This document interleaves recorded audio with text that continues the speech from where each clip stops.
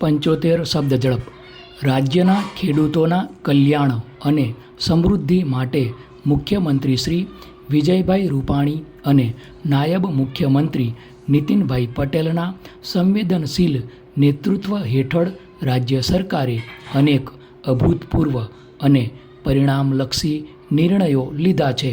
ખેડૂતોને આર્થિક સહાયતા, ઇઝ ઓફ ડુઇંગ બિઝનેસ અને ઇન્ફ્રાસ્ટ્રક્ચર તેમજ દરેક સંભવ સહાયતા પ્રદાન કરવા માટે ગુજરાત સરકાર અનેકવિધ પહેલ કરી રહી છે.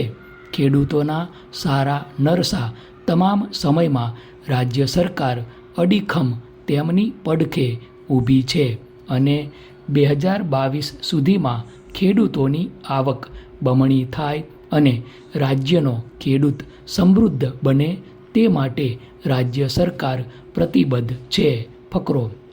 વર્ષ 2017માં બનાસકાંઠા અને અન્ય જિલ્લાઓમાં ભારે વરસાદના કારણે પાકને થયેલ નુકસાન માટે રૂપિયા 1706 કરોડની સહાયતા આપવામાં આવી.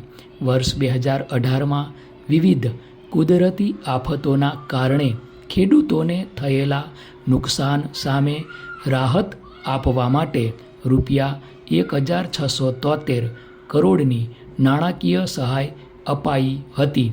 નવેમ્બર 2019માં કમોસમી વરસાદના કારણે પાકને થયેલ નુકસાન માટે રૂપિયા 3795 કરોડનું ઐતિહાસિક પેકેજ જાહેર કરવામાં આવ્યું.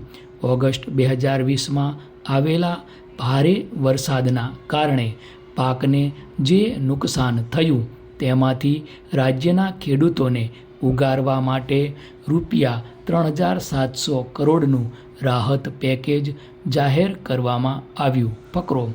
કૃષિ ક્ષેત્રના વિકાસ અને ખેડૂતોને વાવણીથી લઈને વેચાણ સુધીની સહાયતા પ્રદાન કરવા માટે મુખ્યમંત્રીશ્રીએ સંવેદનશીલ યોજના 7 પગલાં ખેડૂત કલ્યાણના જાહેર કરી.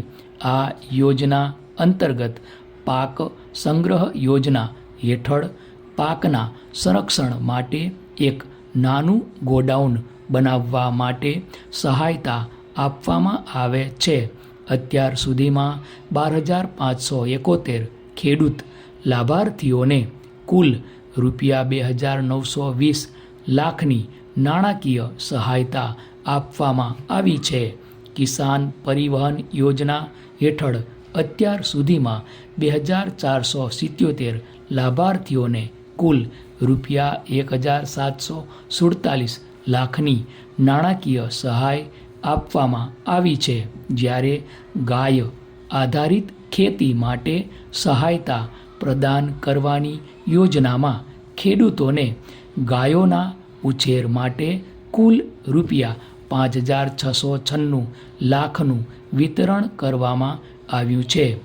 જીવન અમૃત સહાય માટે જંતુનાશકો બનાવવા માટે અત્યાર સુધીમાં કુલ 42,364 કીટનું વિતરણ કરવામાં આવ્યું છે.